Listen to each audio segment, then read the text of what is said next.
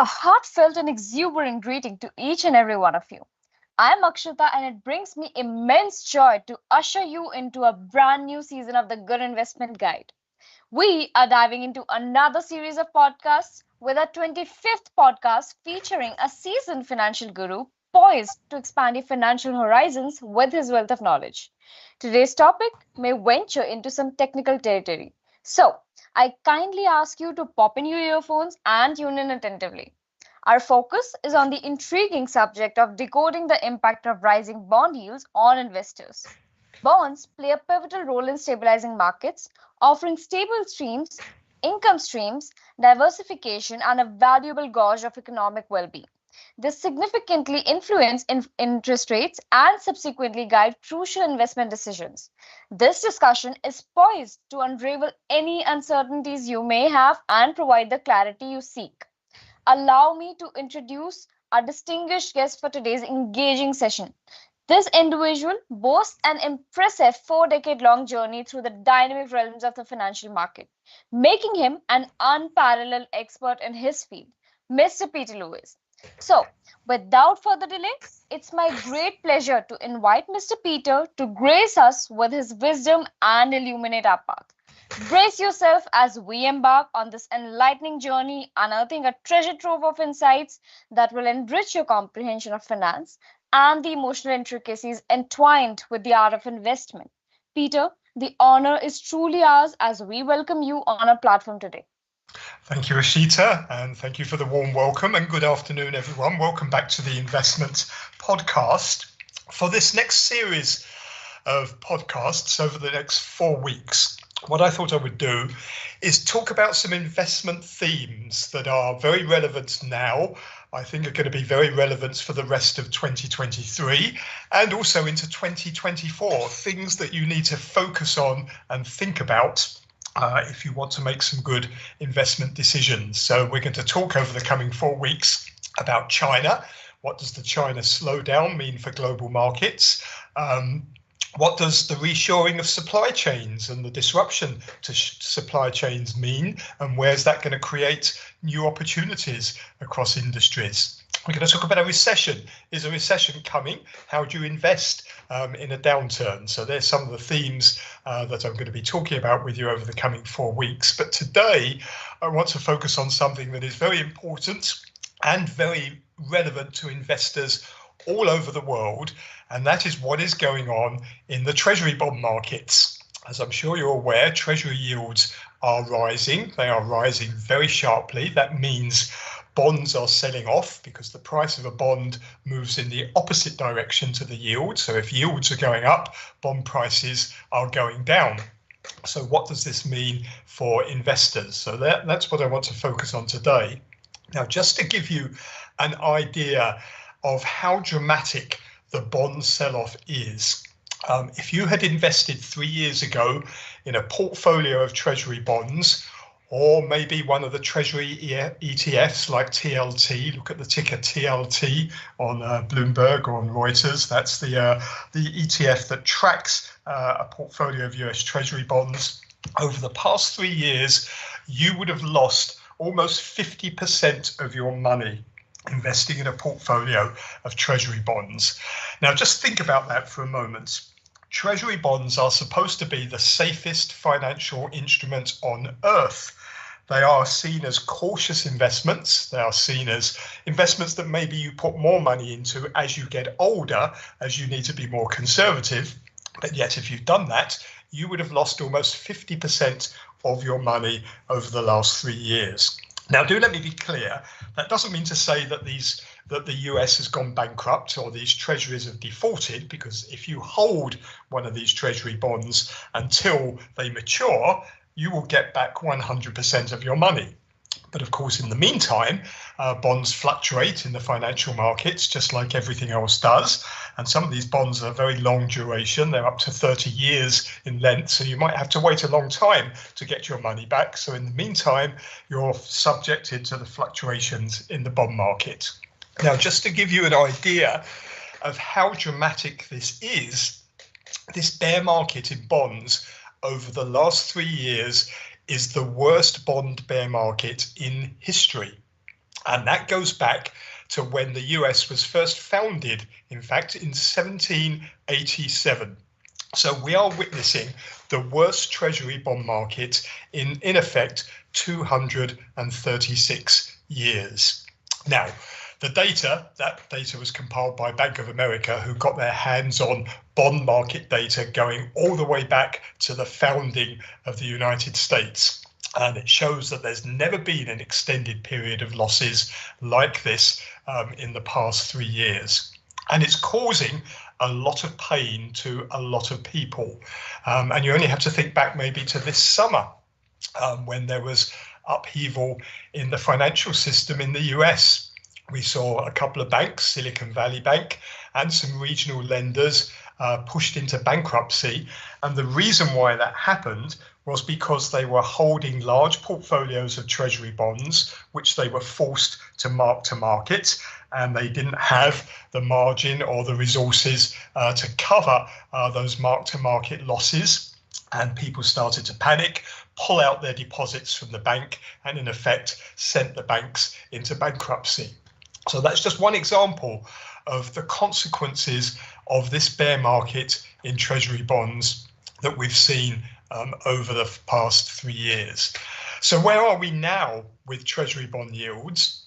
Well, the yield on the 30-year treasury bond is now more than 5%. Last week, it hit 5% for the first time since 2007. That's back before the financial crisis. So 30-year bond yields are at 16-year highs. At 16-year highs. The 10-year bond yield is also at a 16-year high of about 4.85%. So that's the highest since August 2007. And in fact, in just the last 3 months, the whole of the US yield curve, in other words, all bond maturities, are up around about 90 basis points. That's a big move, almost 1% in just 3 months. And it's not just in the US, because the US Treasury bond, the 10-year Treasury bond, is the basis for pricing financial instruments all over the world. So this is having an impact on bond markets all over the world. If you look in the UK, 30-year gilts are back above 5% now for the first time since last autumn, when we had that crisis in the UK bond market. Yields on German 10-year bonds are at a 12-year high. The 30-year German yield is at its highest level now since 2011.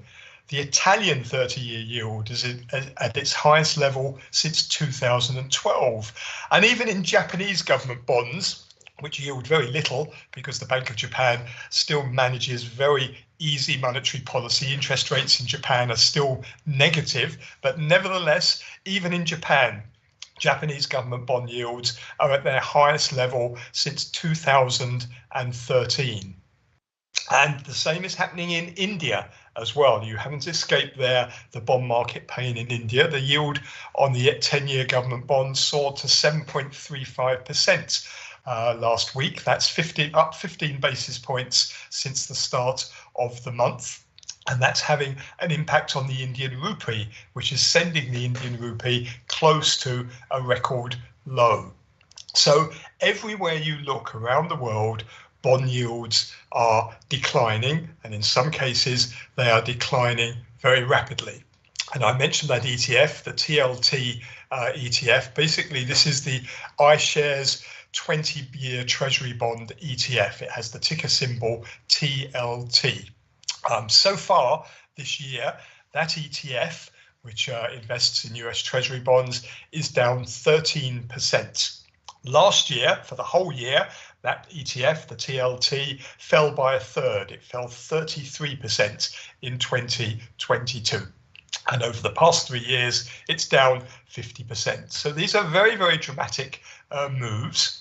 And they're coming for a number of reasons. They're first of all coming because we're having some quite robust economic data out of the US, which is better than expected, and particularly on the jobs front, on the labour market front. We had US labour market data out Friday, which shows that the US is still creating a lot of jobs.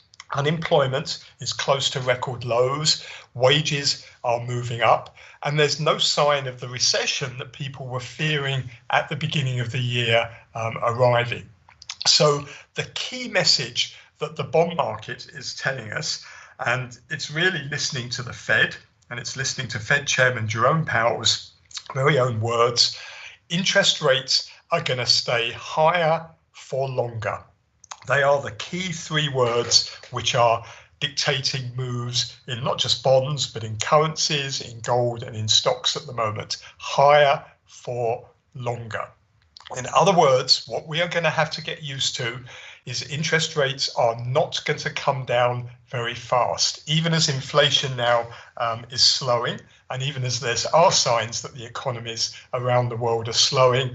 Interest rates are not going to be cut. They are going to stay at high levels for a longer period of time, and investors are starting to believe the Fed now when it says that.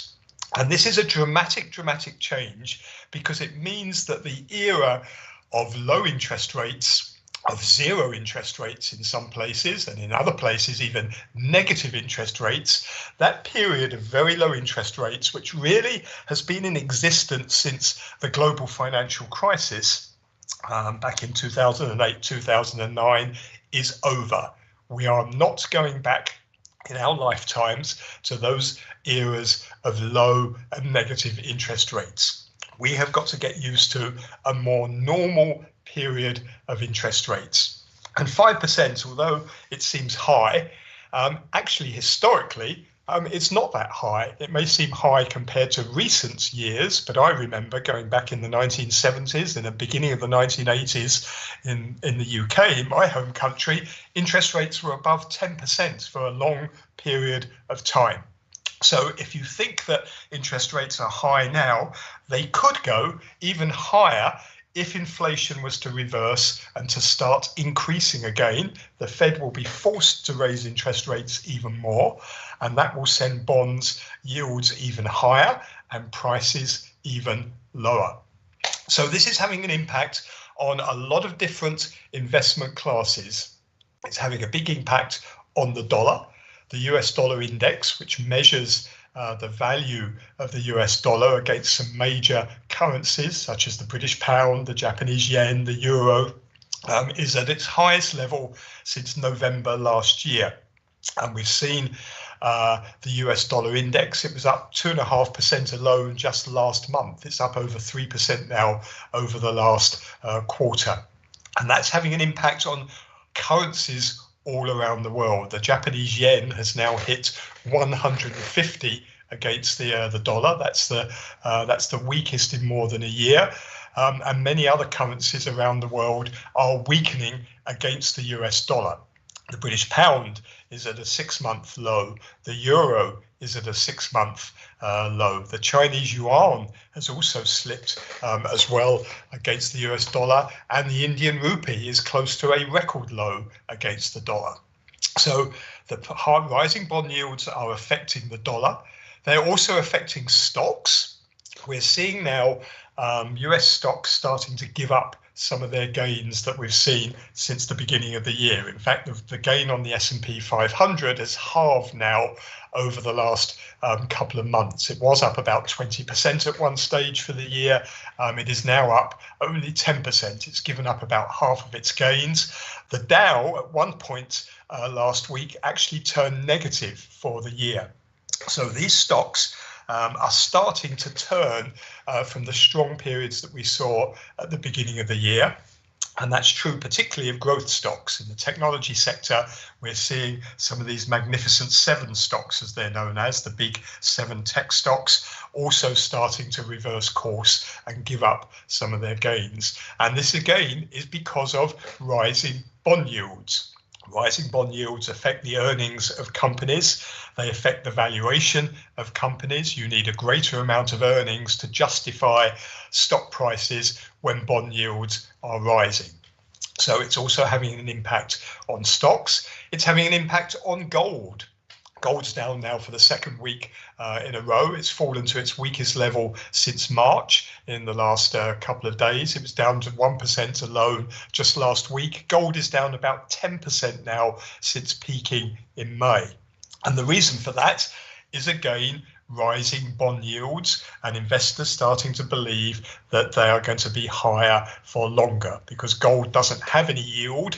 The higher bond yields go, the less the attraction of gold. So it's affecting gold. It's also affecting all sorts of other commodities. And this is still happening, even though actually inflation now is starting to show signs of slowing. The rise in inflation, which hit almost 9% at one stage earlier in the year, is now down to about 3.5% if you look at the Personal Consumption Expenditure Price Index, which is the Fed's preferred measure of inflation. But yet, despite that, despite inflation coming down, bond yields are going up. And in particular, they are going up faster at the longer end of the curve, at the longer end of the yield curve. So in other words, bond yields for 10-year, 20-year, 30-year maturities are rising faster than 6-month yields, 1-year, 2-year yields. And that again is because investors are anticipating that yields are going to stay higher for a longer period of time. So that's affecting more the longer dated bonds. Now, this is different from last year. But bond yields were also rising last year, but last year it was at the short end of the yield curve that bond yields were rising the most. And that is because last year people were anticipating more rate rises from the Fed, and shorter dated yields are more sensitive to immediate interest rate rises than longer dated yields. Longer dated bonds are more sensitive to what's going on in the economy. Shorter dated yields are more sensitive to what the Fed does. So as the Fed raised interest rates last year, shorter dated yields rose more than longer dated. This year, the Fed is close, many people believe, to ending its period of rate rises, but nevertheless, longer dated yields are now going up because of this belief that they are going to stay higher for longer. So higher for longer is very much the word, the phrase of the moment. And the big debate amongst the Fed right now is how high or how long do they keep them at these levels? And if you listen to some Fed policymakers, Michael Barr, for example, who's the Fed's vice chairman of supervision, he said the central bank's going to have to focus now on how long interest rates will need to stay elevated to bring inflation back to the 2% target. So although inflation is down around 3%, 3.5% now, depending on the measure you use, it is still a way above the target.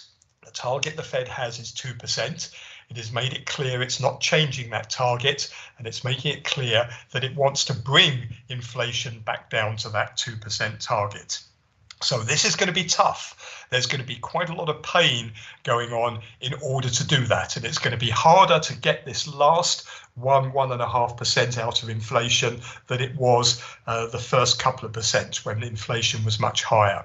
So in the months ahead, we're going to see more talk about how the Fed is going to get inflation down to its 2% target, what that means for interest rates, and bond yields are going to react accordingly.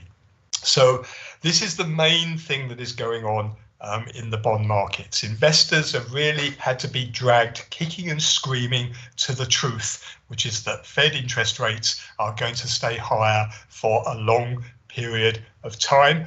Investors are starting to realize that, and it's having the biggest effect on the bond market, on the treasury market.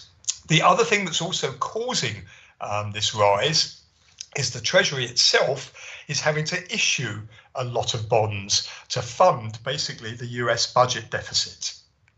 In the last quarter, the Treasury had to issue about $1 trillion of bonds. That is an enormous amount of bonds, which adds to the supply in the market, which puts further pressure on prices and causes the US to have to pay higher rates in order to be able to sell those bonds to investors. So it is a combination of more supply and also higher for longer in terms of interest rates. And that's why retail investors, corporate, other investors are getting increasingly nervous about the stock markets and why these markets are falling. Investors are asking, what is driving this market? How much further can stocks fall in the case of these yields staying at high levels above 5%? Now, this is going to have an impact on a wide variety of people, investors, consumers, and so on. It means a 5% bond yield means pain is coming into everyone. This impact is going to be felt in terms of the money in your pocket, how much shoppers have to spend, to company balance sheets. It's going to make a difference to families, to businesses, and also governments as well, because they are going to have to all get used to, we are all going to have to get used to the end of the world of free money. When the Fed had interest rates at zero, and central banks in Europe and Asia even had negative interest rates to try and stimulate economic growth after the financial crisis and through the COVID pandemic, well, those days are now over. It's going to impact the housing market. It's going to impact the ability of companies to do mergers and acquisitions. And the importance of treasuries helps to explain why bond market moves matter to the rest of the world, because the treasury is the basic risk-free rate that all other investments are benchmarked against. And as the treasury yield rises, that ripples out to broader markets. It affects everything from car loans to overdrafts to public borrowing and the cost of funding a corporate takeover. And there is a lot of debt out there at the moment. According to the Institute of International Finance, there is 307 trillion US dollars of outstanding debt as of the middle of this year. That is an enormous amount of debt, $307 trillion. The owners of that debt, which are families, households, individuals, governments, corporations, eventually are going to have to refinance that debt, and they're going to have to refinance it at much, much higher interest rates. So that is going to cause a lot of pain in a lot of areas. So take the housing market, for example. Consumers feel pain, first of all, through their mortgages, because when you get these dramatic moves in interest rates and yields, you see big moves in mortgages. And in the UK, we saw that people who took advantage of the stimulus that came out last year are now having to refinance, and they're facing a huge jump in their monthly payments. Now, in the US, you can lock in rates for mortgage rates for 30 years. The US housing market is an unusual market. You can't do that in most countries, but in the US, you can lock in your mortgage for 30 years. However, that 30-year mortgage rate is getting close now to 8%, compared with about 3% in 2021. So this means that if you refinance that mortgage because you want to move home and buy a new house, you are going to have to pay a much, much higher monthly payment when fixed rate mortgages are closer to 8% as opposed to 3%. The result of that is that activity in the US housing market has dropped off a cliff because people don't want to sell their house and buy a new house and then have to pay a much higher mortgage. So it is stifling activity in the housing market. Also has a big impact on governments. Higher interest rates means countries have to pay out more to borrow. And in some cases, it is a lot more. If you look in the US, in the 11 months through August, the interest bill on existing US government debt was $808 billion. That's up now $130 billion from the previous year. So the longer this goes on, and the more interest rates stay elevated, the more the government is going to have to borrow because its interest rate costs are going to go up, and therefore it will have to spend less money elsewhere. And this is true of governments all over the world. Interest rate expenses are rising rapidly. It means that either taxes are going to have to rise or spending is going to have to come down in order to be able to afford these higher interest rate payments. We've already talked about what it means for investors in the stock markets. What happens is that as interest rates go up, what is known as the equity risk premium.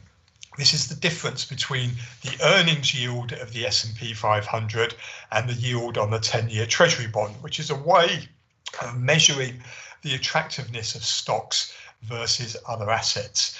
Now, that equity risk premium stands near zero. It's the lowest in more than 2 decades, and it implies that stock investors aren't being rewarded for taking on any additional risk.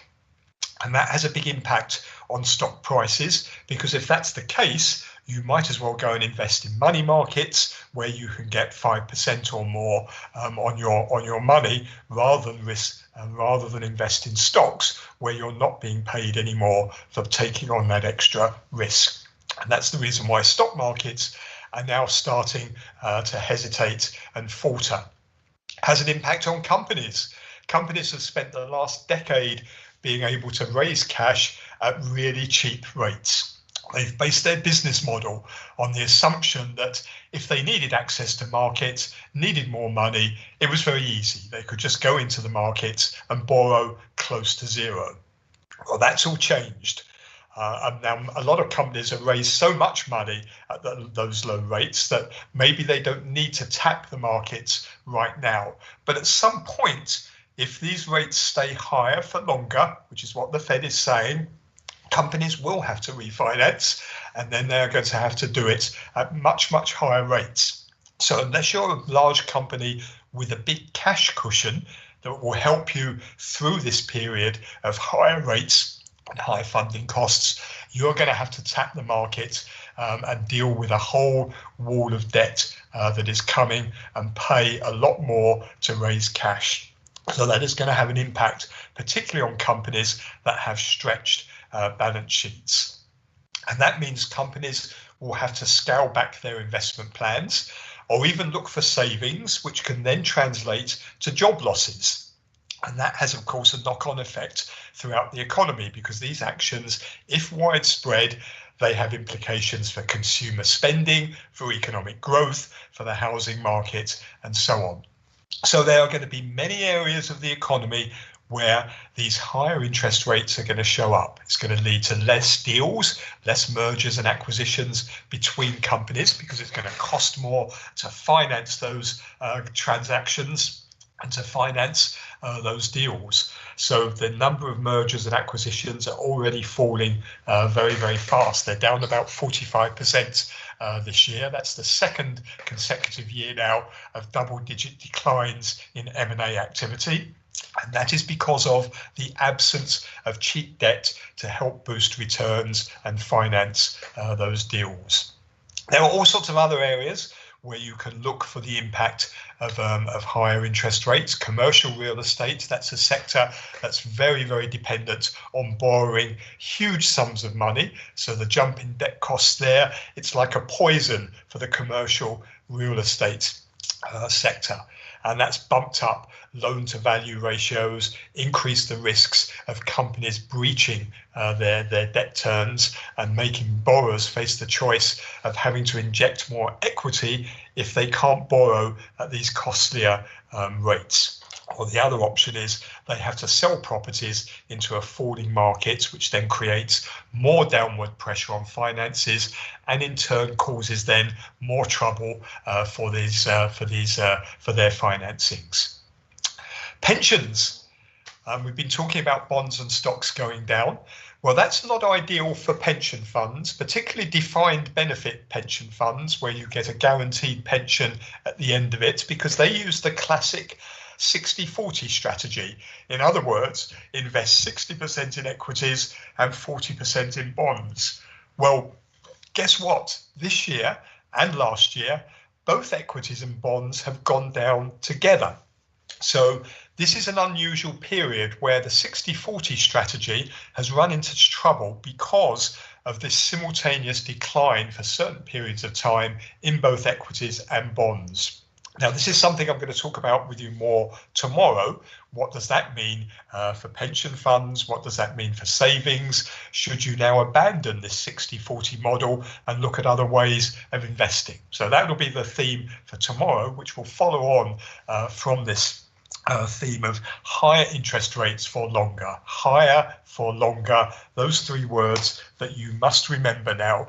And I've given you some examples of the impacts that's having on investments in various asset classes all over the world. We are living in some historic times at the moment in terms of what is going on in the bond markets.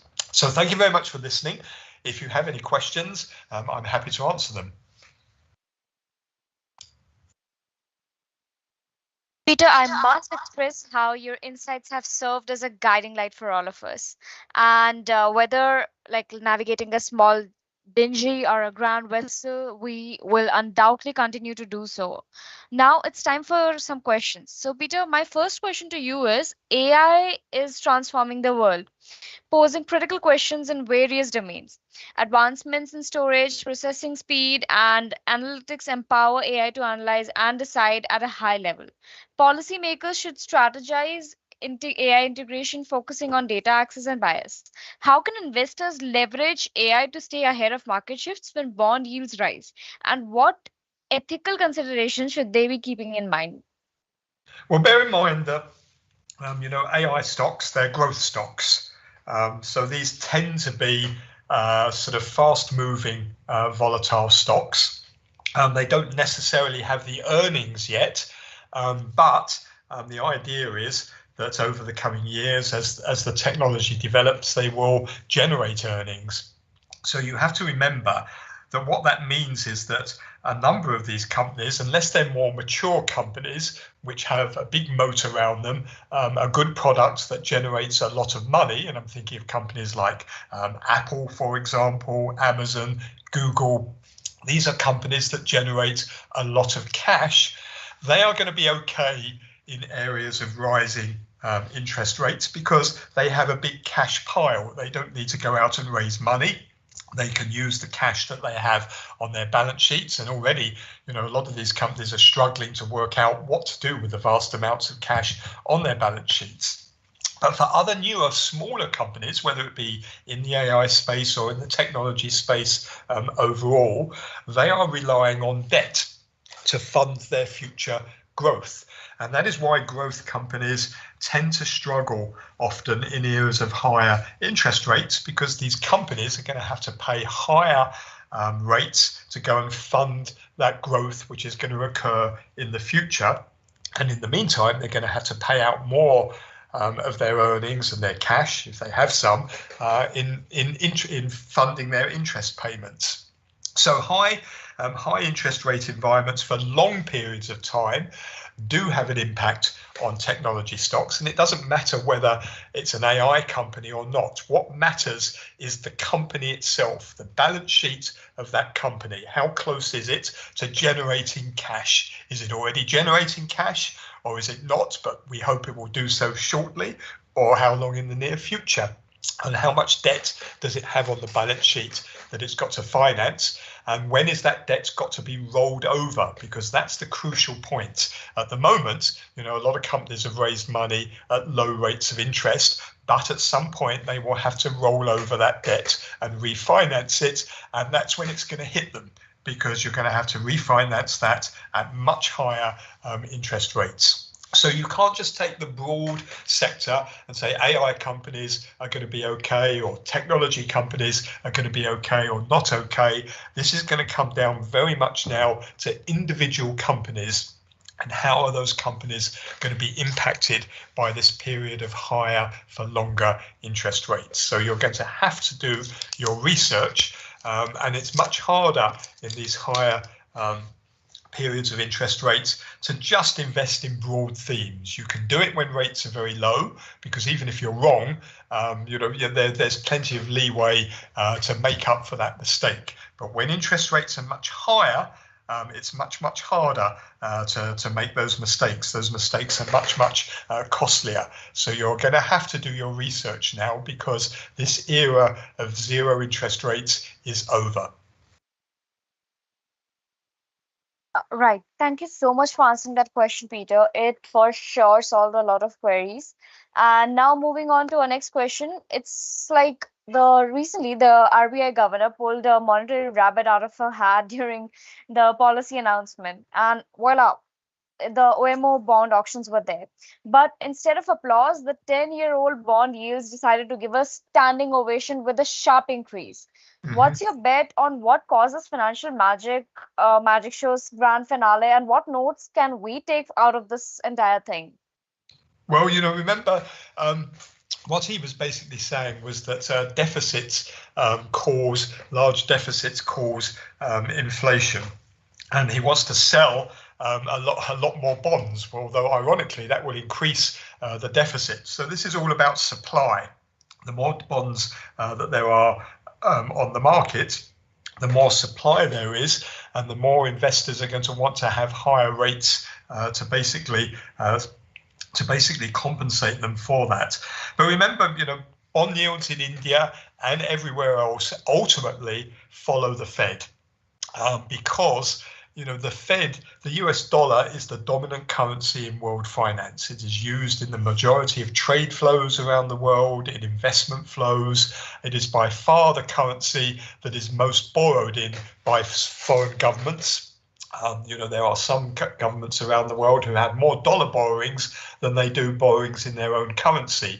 So when interest rates rise and the dollar rises with it, it makes it much harder for those governments to pay back that debt. So everything ultimately is linked to the US dollar. And even though there's talk about the world de-dollarizing, in other words, relying less on the dollar, and the Chinese government would like people to use the yuan far more for borrowing and for trade flows, we are a long, long way away from reducing that dependency on the US dollar by any significant amount. So what the Fed does is important. When the Fed raises rates, Indian rates will go up as well.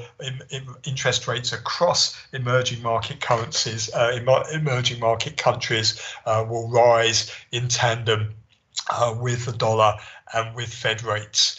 So it's no surprise that you've seen this big jump in interest rates, in yields on Indian bonds. It would have been a surprise if that hadn't happened, given what's happening to US Treasury bonds and also what's happening to the US dollar.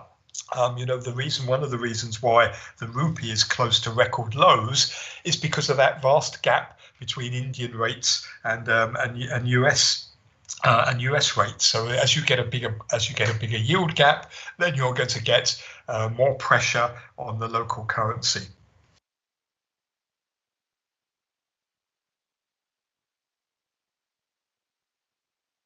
Apologies for the delay. Peter, I have two quick questions lined up for you. I'm not going to take much of your time.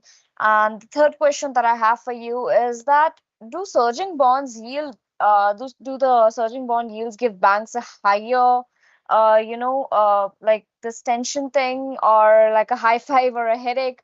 And how do you reckon the banking gang has been tackling this yieldy situation, and what's their playbook for the future? Right, let me answer the first part because I didn't quite get the second part of the question. The first part is, what does this mean for banks? Actually, banks are dependent upon the yield curve. It's been a problem for banks over the past few years because the yield curve has been inverted. In other words, longer rates have been less than short-term rates as the Fed has been moving up interest rates. And in fact, the yield curve, if you look at the difference between 2-year and 10-year yields, only a few months ago, it was about minus 108 basis points.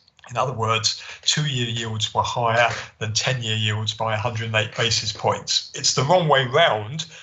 Normally, you would expect the yield curve to be slowly sloping upwards. In other words, long-term rates are higher than shorter-term rates, which makes sense because if a bank is going to lend to you for a longer period of time, then the rate you want is higher to compensate you for the higher risk.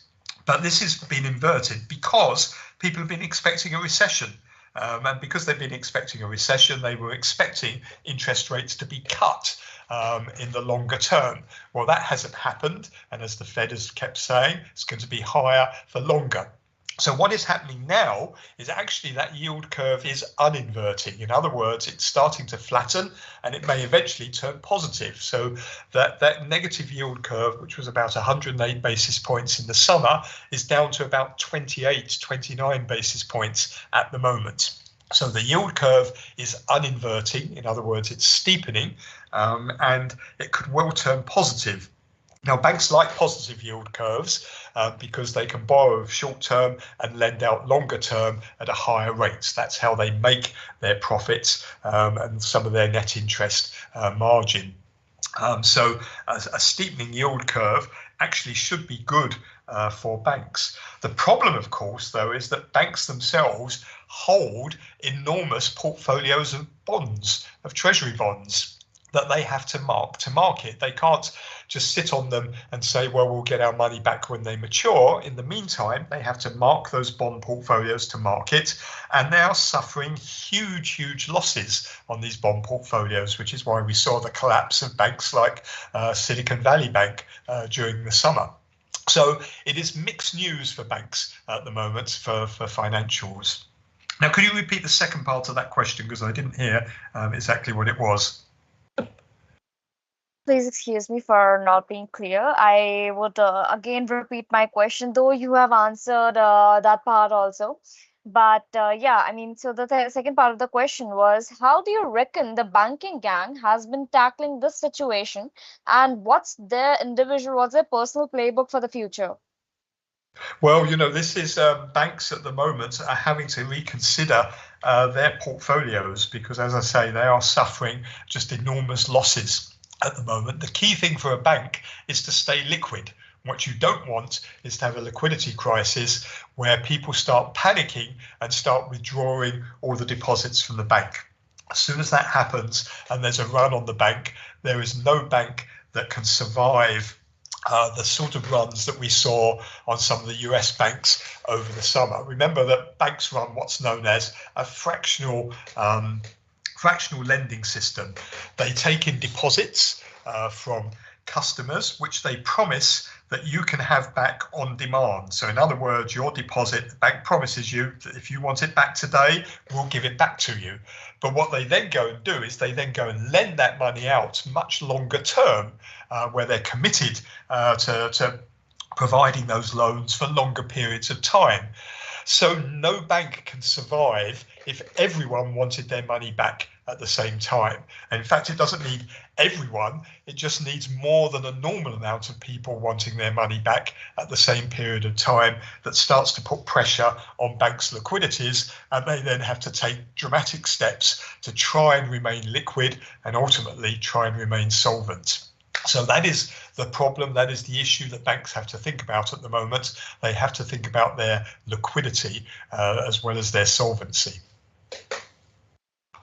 All right, Peter, but this actually makes me wonder, is the stock market doing the dance with the bond yields? Do all sectors groove on the same beat, or does each have its own signature move when the bond beat drops or rise? Also, there is a connecting question that I would also like to put here, and that is, like, what are the primary determinants and underlying variables attributing to the present categorization of bonds as the, like, as enduring the most extensive bear market in the financial history? Well, the US bonds, as I say, are in their biggest bear market ever, and you've lost half your money. But remember, it doesn't mean to say that those bonds are no longer worth anything. What it means is that if you were to carry on, because a bond guarantees you that you will get your money back, 100% of your money back at the end of that period, at the end of the term of the bond, the term of the loan. And in the meantime, you collect interest rate payments to compensate you for tying up your money for that longer period of time. The problem is, in the interim, bonds prices move, and they can, as we're seeing at the moment, they can move much faster than we've been used to. So in the interim period, that's where you have these losses. Now, it depends upon who you are as to whether or not you can bear those losses. If you don't care holding your investment for the next 10 or 20 years, then it's fine. However, if you're a bank or or you're a large corporation, it does matter to you, because if you're a bank, for example, you are forced under liquidity and solvency rules to mark that portfolio of bonds to market every single day. So in the interim, although you're not selling the bonds and realizing the losses, you do have a mark-to-market loss on your portfolio. That affects your capital adequacy ratios and your ability to lend out further money to borrowers. So it has a big impact, and particularly if you're a smaller bank. If you're one of the larger banks, Bank of America or JP Morgan, you can survive that. But there are many thousands of much smaller regional banks, not just in the US, but in other countries as well around the world, in Japan, in Switzerland, in Germany, where there are lots of these local smaller lenders. Rising bond yields happening at this sort of pace and with this sort of ferocity can cause them a lot of problems. Peter, I must say that today's session was really very informative, and I apologize to you if any of my questions uh, trickled you. And I mean, yeah, I myself got to learn a lot of things, especially regarding bonds and how the market works and how investors should be attending to all these issues based on your insights. And I hope that all of our listeners would have listened without plugging their earphones out. And I would also like to thank all of the joinees and attendees for patiently listening to our conversation. And we hope that we were able to resolve all your doubts. Now, ladies and gentlemen, as we conclude on this engaging session with Mr. Peter Lewis, we look forward to an exciting lineup of 7 more remarkable episodes in the Good Investment Guide series. Each episode promises to delve into different aspects of finance, providing invaluable knowledge and shedding light on the crucial investment topics. So, we encourage you all to stay tuned and be a part of this enriching journey as we navigate the intricacies of the financial world together. We are incredibly fortunate to have Mr. Peter Lewis with us today, a financial guru with over 4 decades of invaluable experiences in navigating the complexities of the financial market. As we delved into discussion, we tuned in attentively and we got to understand a lot of things which would help further soar through the oceans of finances. And we thank you, our dear audiences, for joining us in this journey, and we extend a heartfelt gratitude once again to Mr. Peter Lewis. And Peter, thank you so much for joining us. Today's session was so amazing, it was so enriching, and we look forward to connecting with you again tomorrow at the same time, at the same space. And yeah, I mean, that was really very good having you here. Thank you for Okay. joining us, Peter. Thank you very much, Akshita. Look forward to us talking tomorrow. Thank you so much, Peter.